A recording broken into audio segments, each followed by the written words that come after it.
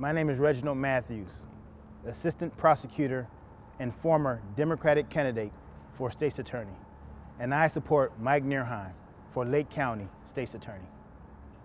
I worked under him as an intern. I worked with him as an assistant prosecutor when he was assistant prosecutor. I've worked against him as a prosecutor and he was in private practice. And I've seen him at family gatherings where he would invite my family over to his home. And in all occasions, I saw someone who was diligent.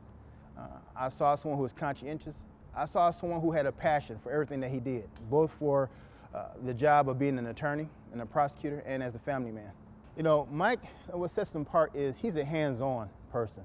In other words, as a prosecutor, he was hands-on.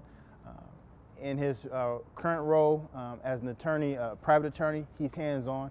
And I think there's no better story than, to take you here at the courthouse here. I'll never forget one particular occasion when we were all in court. I happened to be in the hallway on the second floor of the courthouse, and one of the individuals who had appeared before the court was ordered by the judge to remain and to be remanded into the jail for having a violation of some bond conditions. Instead, the individual burst out the courtroom, ran down the hall, and people screaming to stop him. No one else moved but Mike. Mike took upon himself to actually tackle the individual, and appropriately so, because this person was had a violent background.